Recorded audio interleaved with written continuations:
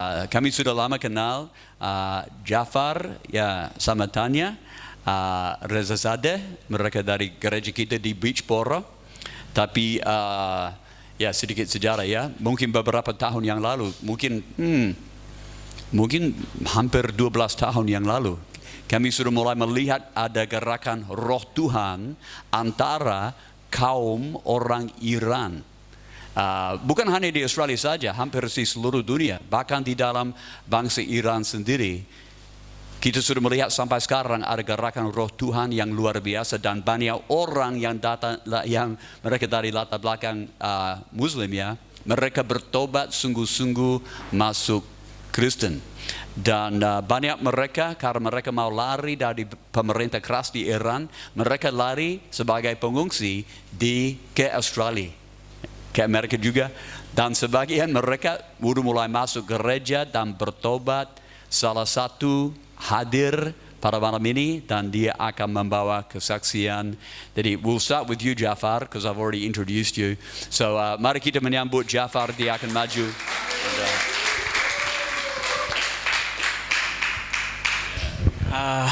Hello everyone, my name is Jafar, and Pastor Brian mentioned a little bit of my history, but I was born in Iran and grew up there in a Muslim family, and actually waiting for you, sorry, you translated. Halo semuanya, perkenalkan nama saya Jafar. Saya keturunan Iran, saya lahir di sana, tetapi untuk sampai saat ini saya sudah tinggal di Australia. Yeah, I was actually practicing Islam for a long time when I was younger. Jadi semenjak waktu saya masih muda, saya sudah melakukan setiap ajaran yang diajarkan oleh Muslim. Just every day, that's what Muslim people do, you know, like praying 5 times a day, fasting, you know, all the good deed to doing every day to get credit in heaven. Jadi sama seperti hal yang dilakukan oleh setiap Muslim dimanapun, mereka berdoa 5 kali satu hari, mereka berpuasa, mereka melakukan hal-hal yang baik, mereka berusaha menciptakan supaya bisa mereka mencapai surga. Is really what I did all of this to feel something was emptiness in my heart. Jadi alasannya sebenarnya kenapa saya melakukan hal-hal yang sudah saya sebutkan tadi itu, saya ingin memenuhi sesuatu hal yang sebenarnya saya alami kosong di dalam hati saya. Always I'm missing. It's like you thinking you're doing the right things, but every day, next year is the same. It's not changing. Nothing try to go close to God, but I get far from God. Dan kamu tahu bahwa setiap hal yang saya lakukan itu setiap hari, setiap minggu, setiap bulan, setiap tahun, saya lakukan semua hal seperti itu bukan membuat saya makin dekat kepada Tuhan, justru membuat saya semakin jauh dari Tuhan.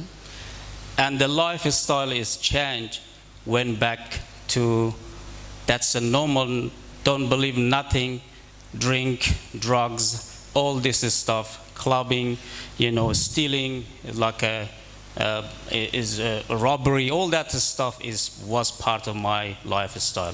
Jadi kembali lagi, setiap hari kehidupan saya tidak benar, saya terlibat dengan obat-obatan, minuman, kelab, dan juga narkoba seperti itu, dan bahkan perampokan. Saya pernah terlibat dalam hal itu di dalam kehidupan saya. 2011 I moved to Australia. Akhirnya 2011 saya pindah ke Australia. But I come first Indonesia, Jakarta. Tetapi terlebih dahulu saya datangi, tujuan pertama saya mendarat adalah Jakarta, Indonesia. But from Jakarta we go to the ocean with the boat, go to Australia. Dan kemudian dari Jakarta lah kita tujuan kita memang Australia, jadi kita menyeberangi samudra melalui kapal laut. We as a illegal, not legal, we just not cross, we just illegal jumping to the neighbor, to the Australian like a country. We're not allowed because we hadn't any visa. We just illegal come to Australia. Jadi tujuan kita sebenarnya alasannya kenapa kita pergi ke Australia menggunakan kapal itu karena kita nggak legal masuknya ke Australia, kita nggak punya visa dan kita masuk ke sana itu nggak ada tujuan dan kita nggak resmi sifatnya. Jadi setelah kita naik kapal laut itu kita harus melompat dari kapal laut itu sehingga masuk ke dalam daratan Australia. I came, his lifestyle is never changed. It's the same was back when I used to live in Iran. Drugs, alcohol, all like was a robbery or stealing, all that stuff was part of my life in Australia the same. Jadi awalnya kehidupan saya di Australia nggak jauh beda seperti apa hal yang saya lakukan waktu masih di Iran. Masih saya terlibat dengan obat-obatan, narkoba, minuman keras, pencurian, perampokan, masih sama seperti itu yang saya lakukan di Australia awalnya. And then I meet Pastor Brian in city of Perth. Akhirnya suatu hari saya bertemu dengan Pastor Brian di sebuah kota di Sydney, di Perth. Yes, and after that I knew about Jesus when he talking about Jesus, but I knew different Jesus. Jadi pada waktu Pastor Brian menceritakan kepada saya tentang Yesus, saya tahu tentang Yesus, tetapi berbeda dengan sepengetahuan saya dulu tentang Yesus. Because I knew as a prophet, he's a good prophet. But when he explained or other people explained to me, he's not just a prophet, he more than prophet. Jadi yang saya tahu dulu bahwa Yesus ini adalah hanya seorang nabi yang baik. Tetapi kemudian saya dapat memahami ketika Pastor Brian menjelaskan kepada saya bahwa Yesus itu lebih dari hanya sekedar seorang nabi, dia Tuhan. Yeah, after that I heard clear message of Jesus Christ is die for my sin. Dan kemudian saya mendengar dengan jelas pesan yang disampaikan bahwa Yesus sudah mati bagi dosa-dosa saya. And everything now is very make sense. God bring me from Iran to Australia because of he has a plan for my life. Dan sekarang bagi saya jelas sebenarnya apa yang Tuhan inginkan. Dia membawa saya jauh-jauh dari Iran dan menempatkan saya ke Australia. I gave my life to Jesus. Akhirnya saya berikan hidup saya kepada Yesus. Is blessing coming not just to I sets free from sin. Dan itu adalah sebuah berkat yang sangat luar biasa, bukan hanya saya dilepaskan dari semua jenis dosa. And Pastor Brian gave me work to work for him for few years. Dan akhirnya juga Pastor Brian beliau memberkati saya dengan pekerjaan untuk beberapa tahun. And I start my business. Dan kemudian saya memulai bisnis saya sendiri. And was blessing coming from God every day. And get success and success and success every day. Dan akhirnya saya melihat berkat tercurah dari Tuhan setiap hari. Semua berkat ini saya katakan datangnya dari Tuhan. And Mary, Tanya, beautiful wife, 8 years ago. Dan akhirnya saya menikahi istri saya Tanya setelah 8 tahun yang lalu. And now I'm here, surprise Brian and Angie to have a look. We come in. Dan hari ini saya ada di sini di tempat ini memberi kejutan kepada Pastor Brian dan Ibu Angie dan bersama semua orang di sini. Because very good friend of us, Brian and Angie, for long time now, 13, 14 years we know each other. Jadi saya juga bisa bilang bahwa Pastor Brian dan juga Ibu Angie adalah teman dekat kami, teman baik kami untuk waktu yang sudah cukup sangat lama. That was my story. Itu salah kesaksian hidup saya. Haleluya, great Jafar, haleluya, luar biasa sekali. Okay, saya baru ingat, kita juga punya sedikit sejarah sama Tanya, Ibu Tanya. Saya masih ingat. What year did you come to Jakarta? You came to... Ya, sekitar tahun 92 abad kemarin dia sempat datang ke Jakarta dan dia ninap di tempat kami beberapa hari dan melayani bersama di gereja kita di Jakarta. Itu abad kemarin dan sejarah dari zaman kuno. Tapi kemudian memang dia sudah balik dan melayani di gereja kita di Australia dan dia akhirnya ketemu dan menikah sama teman kita Jafar. Luar biasa rencana Tuhan. Mari kita menyambut Ibu Tanya. Dia akan maju ke depan membawa kesaksian. Haleluya. Yeah. This is from Australia Day. I gave a testimony, so I've got it ready to go. All right. Say hello, everyone. Hi again. Jadi saya mau menyapa semuanya. Halo semuanya, kembali saya datang. It's good to be back. Sangat senang rasanya bisa kembali lagi. So my story starts when I'm 8 years old. Jadi cerita saya dimulai ketika saya berumur 8 tahun. And I'm sitting in a stolen car. Dan kemudian saya duduk di situ dengan mobil yang dicuri. And it's been driven by a drunk driver. Jadi saya mencoba dengan supir. Dan waktu itu saya sedang mabuk. Supirnya mabuk. The driver was my mum. Dan supirnya adalah ibu saya. So I remember seeing the flashing lights from the police car. Jadi saya mengingat sinar lampu sirene dari mobil polisi waktu itu. And this lifestyle was becoming normal for me. Dan cara hidup yang seperti itu sudah biasa bagi saya. So my mum had me when she was quite young. My mum had me as a child.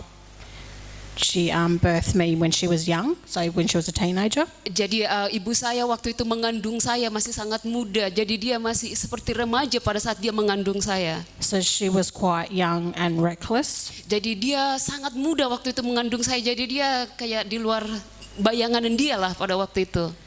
Because of her lifestyle, I was destined to be taken from her from the government. So the government would have taken me from her. Jadi kemudian karena keadaan seperti itu yang dialami oleh ibu saya, akhirnya pemerintah berusaha mengambil saya dari ibu saya. So my future wasn't looking very bright. Jadi saya bisa bilang bahwa masa depan saya nggak begitu cerah. But thankfully, my grandparents welcomed me into their home. Tetapi puji syukur, puji Tuhan, akhirnya kakek saya mengambil saya ke rumahnya. My grandparents are Aboriginals from Australia, so the native people. Jadi kakek saya adalah dia sukunya Aborigin. Yeah, Jadi Aboriginal, dia benar-benar suku asli orang Australia dan mereka sangat baik. So I grew up in a traditional Aboriginal lifestyle as well. Jadi hidup saya pun pada saat itu dibesarkan sama seperti hal gaya hidup daripada kakek nenek saya itu seperti orang Aborigin. Even though I was accepted into my culture, I felt a void and emptiness. Walaupun saya diterima di dalam budaya saya atau kakek nenek saya itu, tetapi saya masih tetap merasakan kekosongan di dalam hati saya. And so I felt like this void was getting bigger and it wasn't going away. Dan saya meranjak dewasa dan semuanya masih sama halnya. So fast forward a few years. Dan kemudian saya ceritakan, saya percepat 40 tahun kemudian. I'm 17 and then I get arrested. Dan pada waktu itu saya ditahan.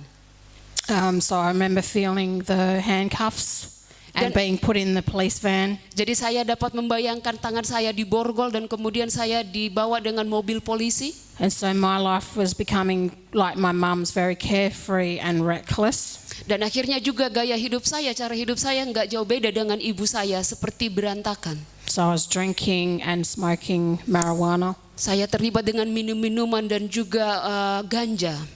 Yep, ganja, that's it. That word's known everywhere. And so then when I was arrested, I was fingerprinted, taken photo of, and had to go to court. Dan kemudian setelah saya ditangkap, sidik jari mereka harus ambil, kemudian mereka ambil foto saya, dan setelah itu saya harus pergi ke pengadilan. A couple of times. beberapa kali, beberapa waktu. So this added to me being disconnected from my family. Dan akhirnya hal ini membuat saya terputus hubungan dengan keluarga saya. And then it just left me feeling empty again and with no hope. Dan akhirnya pun saya merasakan kekosongan kembali di dalam hati saya, seperti nggak punya pengharapan. And it led to depression and anxiety. Jadi saya pun jadinya tertekan, depresi dan juga kecemasan. And then one day I was at a bus stop and I was hungover from drinking. Dan kemudian satu hari waktu itu saya sedang berhenti di sebuah perhentian bis di kota itu, dan waktu itu saya sedang minum alkohol. And someone told me about Jesus. Dan seseorang datang kepada saya dan memberitahukan tentang Yesus. And they invited me to church. Dan orang ini akhirnya mengundang saya untuk datang ke gereja. And I heard a message about how Jesus was my father and that he cared for me. Dan kemudian saya mendengarkan disampaikan pesan tentang bahwa Yesus atau Tuhan itu dia adalah Bapa saya yang sesungguhnya dan dia peduli kepada saya. And that he died on the cross for my sins. Dan dia sudah mati di kayu salib untuk dosa-dosa saya. And when I asked him into my heart, dan akhirnya saya meminta dia masuk ke dalam hati saya. I felt a weight lift off. Dan kemudian saya merasa beban saya itu semuanya terangkat. And then he began, over a period of time, Jesus began to restore my life. Dan dengan seiring berjalannya waktu dapat saya merasakan Yesus akhirnya dia memulihkan kehidupan saya. No more drinking or drugs, getting into trouble. Enggak lagi saya terlibat dengan minum-minuman, obat-obatan ataupun masalah yang lain. I got blessed with a job. Akhirnya saya juga diberkati dengan pekerjaan. And I just started going to church regularly. Dan kemudian secara rutin saya datang ke gereja. And my way of thinking had changed. My heart was healed. Dan cara saya berpikir diubahkan dan hati saya yang kosong itu akhirnya dipenuhi. And then I eventually went to university, which I never thought I would do. So yeah, and became a teacher. Dan akhirnya saya pun pergi ke universitas untuk mengambil jenjang yang lebih tinggi yang dulu saya pikir nggak akan mungkin, tetapi akhirnya sampai ke sana. So Jesus gave me a future and a hope. Dan saya mau bilang bahwa Yesus memiliki masa depan dan pengharapan bagi saya. And then then God's put some dreams and married my handsome husband there. Dan kemudian dia menaruhkan kembali mimpi yang lebih besar bagi saya, itu saya menikah dengan suami saya. Yeah, and I just encourage you to continue in the things of God. Saya mau mendorong setiap orang di tempat ini tetap lakukan hal-hal yang bagi Tuhan untuk memuji nama Tuhan. Dream big and ask God for big things. Bermimpilah untuk hal yang besar dan minta kepada Tuhan supaya mewujudkan mimpi itu. Yeah, because He's able. Amen. Thank Itu you. saja kesaksian saya. Terima kasih.